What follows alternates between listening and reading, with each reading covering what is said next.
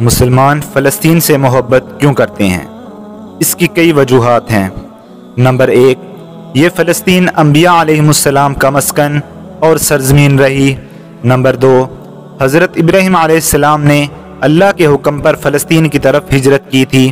Number 3، اللہ تعالیٰ نے حضرت لوط علیہ السلام کو اس عذاب سے نجات دی جو آپ کی قوم پر اسی سرزمین پر نازل ہوا تھا۔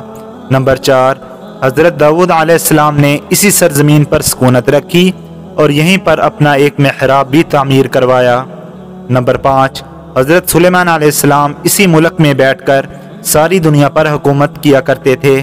نمبر 6، حضرت زکریا علیہ السلام کا محراب بھی اسی شہر میں ہے۔ نمبر 7، حضرت موسیٰ علیہ السلام نے اسی ملک کے بارے میں اپنے ساتھیوں سے کہا تھا کہ اس مقدس شہر میں داخل ہو جاؤ۔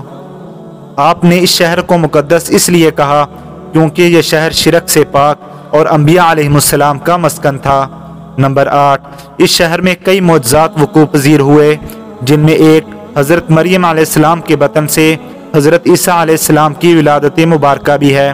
نمبر 9، حضرت عیسیٰ علیہ السلام کو جب آپ کی قوم نے قتل کرنا چاہا تو اللہ تعالیٰ نے آپ کو اسی شہر سے آسمان پر اٹھا لیا تھا۔ نمبر 10، قیامت کی علامت میں سے ایک حضرت عیسیٰ علیہ السلام کا زمین پر واپس تشریف لانا ہے، اور وہ اس شہر کے مقام سفید منار کے پاس تشریف لائیں گے۔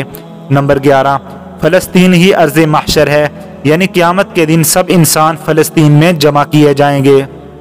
نمبر 12، اسی شہر سے ہی یاجوج اور ماجوج کا زمین میں قتال اور فساد کا کام شروع ہوگا۔ نمبر 13، اس شہر میں وقوع پذیر ہونے والے قصوں میں سے ایک قصہ طالوت اور جالوت کا بھی ہے۔ نمبر 14، فلسطین کو نماز کی فرضیت کے بعد مسلمانوں کا قبلہ اول ہونے کا اعزاز بھی حاصل ہے۔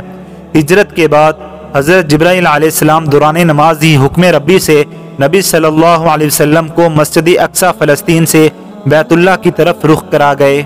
جس مسجد میں یہ واقعہ پیش آیا وہ مسجد آج بھی مسجد قبلتین کہلاتی ہے۔ نمبر 15، نبی کریم صلی اللہ علیہ وسلم معراج کی رات آسمان پر جانے سے پہلے مکہ مکرمہ سے یہاں بیت المقدس یعنی فلسطین تشریف لائے تھے۔ نمبر 16، نبی کریم صلی اللہ علیہ وسلم کی اقتداء میں انبیاء علیہم السلام نے یہاں نماز ادا فرمائی۔